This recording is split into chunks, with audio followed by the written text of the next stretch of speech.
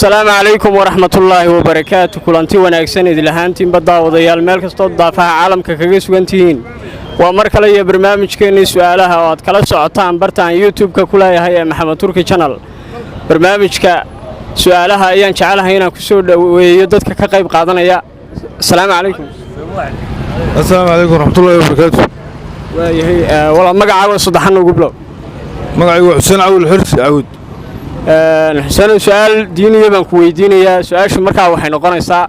waxaad sheegtaa qofkii ugu horeeyay ee soomay dunida qofkii ugu horeeyay dunida soomay اللهم صل على محمد ما يبدل سؤال يا يبدل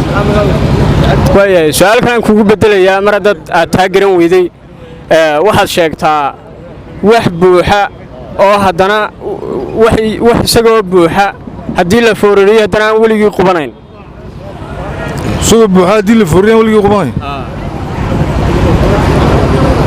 هو هانت ما نقول عروض قاطع وهانت ما تقرن والله magacaaga saddexan ugu bilow Ibrahim Sheer Ismaaciil Ibrahim su'aashu waxay ka oranaysaa waxaad sheegtaa qofkii ugu horeeyay dunida soomay Nabi Muhammad alayhi salaatu wasalaam baa ciidamada ka horeeyay iyo salaad ugu horeeyay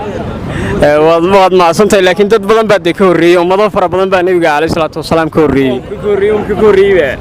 ها وقفكي وحي ugu horeeyay soomay dunida wixii ugu horeeyay soomay dunida qofkii ugu horeeyay dad garanayso aadan hadaan garanayo dad baa dadka ugu horeeyay aadan diye nabi aadan alayhi salaam way aad bad ma santay waad garatay su'aasha isaga ugu horeeyay daabul bashar buu ahaa aad bad ma santay su'aal kala diyaar ma u tahay way waxaad sheegtaa wax buuxa oo forraa hadana weligii aan quban karin wax buuxa oo forraa hadana weligii quban karin hadana weligii quban karin la waa urka hooyadan maanaya dad ha qudhido dad isku dayo maad garan aad bad ma santahay maad garan laakiin su'aash kale waad garato hanbaliyo وعليكم السلام ورحمة الله وبركاته. magacaaga saddexan ياسين محمد yaasiin su'aashu waxay ku oranaysaa waxaad sheegtaa wax buuxa oo forraa hadana aan weligii quban karin أنا ويجي قبخر حويه اللهم استعمل عدس كده سواش حويه waxay qofka weeyaan naftu jirto qofka naftu ku jirto maxay noqonaysaa qofka naftu ku jirto ma noqonayso qofka miyuu buuxa forraa aad baad ma santay maad garan عليكم السلام ورحمة الله وبركاته. magacaaga saddexan walaal magacaygu waa Faysal Maxamed Ducaale. Faysal su'aashu waxay ku oranaysaa waxaad sheegtaa qofkii ugu horeeyay dunida soomay bal sheeg anigu marka su'aasha isku dayo waa nabi aadan barmani alayhi salaam waayahay wali waa laga jawaabay laga yaabay inaad maad maqlayn Soomaha waayahay waxaad sheegtaa wax buuxa oo forraa hadana aan weligii quban karin anigu marka taas su'aasha isku dayana waa kitaabka quraanka marmalnaa kitaabka quraanku maxaa ku gudaaday de ma sida ma maxaa ku gudaaday su'aasha maad asiibin aad baad ma santahay عليكم السلام ورحمة الله وبركاته. walaal magacaaga saddexan magacaygu wuxuu Cabdirashiid Xirsi Deri waayahay su'aashu waxay ku oranaysaa waxaad sheegtaa wax buuxa oo forraa hadana aan weligii quban karin walaal su'aasha hadan mareeyo waxaan mareeyo wadiid ya wadiid marnaa way maad asiibin maad garan saddexan Ibrahim Sheer Ismaaciil Ibrahim su'aashu waxay ku oranaysaa waxaad sheegtaa wax buuxa oo forraa hadana aan weligii quban karin waa candhada xoolaade aad baad ma santahay ninkaas gartay su'aasha oo saabiya assalaamu calaykum عليكم السلام ورحمة الله. magacaaga saddexan walaal شافعي حاجة shaafici su'aashu waxay ku oranaysaa waxaad sheegtaa wax cadow وحده madow هو وإذا maad garan aad baad ma santahay laakiin isku day fiican baad samaysay خضر والله لا way khadar su'aashu waxay ku oranaysaa waxaad sheegtaa wax cadow madow وعدو مدو مسؤال ما قرنا يمكن اسكو دايو ay aad baad ma santahay ورحمة الله وبركاته. magacaaga saddexan walaal عبد القادر محمد سلمان cabdiqaadir su'aashu waxay ku oranaysaa waxaad sheegtaa wax cadow madow haddaan su'aashaas ku dayo waxa weeyaan waa isha waa isha aad baad ma santahay waad garatay su'aasha عليكم عليكم السلام ورحمة magacaaga saddexaad والله أحمد شوكي قالب عليه waayahay axmedow su-aashu waxay ku odhanaysaa waxaad sheegtaa qofkii ugu horreeyey dunida soomay sheeg qofkii ugu horreeyay dunida soomay dee wuxuu ahaa diinta islaamka marka la eego inuu dad islaam aynu haydee nabigeena maxamed calayhi salaatu wasalaam waayahay waad mahadsantahay laakiin waa laga horreeyey dee isagu maxaan kugu dhahdaayey ummadihii ugu horreysay nabiyullaahi aadan baa ugu horreeyey khayr ilaahay wuxuu abuuray oo feedho ka abuuray dhoobo ka abuuray marka nabiyullaahi aadan inuu yahay baa filaya haddii waad mahadsan tahay waad garatay waxaad sheegtaa kale su-aal kale lagu weydiinayaa waxaad sheegtaa wax buuxa oo foorara oo aan haddana aan weligii quban karin wax buuxa foorara haddana aan weligii quban karin niyow waxaas waxaan u malinayaa haddii inay caloosha tahay baan u malinaya bini aadanka may aad baad mahadsan tahay tii horaad garatay laakiin tan maad garan calaykum asalaam waraxmatullaahi wabarakaatu waxaan jeclay inaan su-aal ku weydiinno markaa waxaad sheegtaa wax buuxa oo foorara oo haddana aan weligii quban karin sheeg wax buuxa oo foorara haddana aan weligii quban karin wax buuxa oo foorara oo aan weligii quban karin ni waxaa buuxa oo foorara quban karin waa gabadh dhowr kale baa may ma aha aad baad mahadsantay maad garan wax buuxa wax buuxa oo foorara haddana aan weligii quban karin dee waa weel xidhan waa shirikaan may maaha wallahi ma garanayso aad baad mahadsan tahay waxaad sheegtaa qofkii ugu horreeyey dunida soomay sheeg ilaahay intuu mahaa qofkii ugu horreeyey soomay nabiyullaahi aadan cid baa ka horreysay nabiyullaahi aadan qofkii ugu horreeyey soomay soon wallaahi ma bacd waa sidaadii hore ku wada aad baad mahadsantahay waaye waxaad sheegtaa wax cad oo madow sheeg bal wax cad oo haddana madow wax cad oo madow oo labada midab bay isku darsadaa labada midab bay isku darsadaa aanay kala hadhi karin labadiisa midab haddaad caddaan tahay mar dambena madow noqo ama ma bacd waaye waad mahadsan tahay calaykum waraxmatullaahi wabarakaatu adeer magacaaga saddexan maxamed salbaan aadan waayahay su-aashu waxay ku odhanaysaa waxaad sheegtaa kule adigu nin weyn baa too waad garanaysaa bay ila tahay markaa waxaad sheegtaa wax cad oo madow wax cad oo madow oo labada midab ba isku darsaday wax cad oo madow wax haddana cad oo haddana madow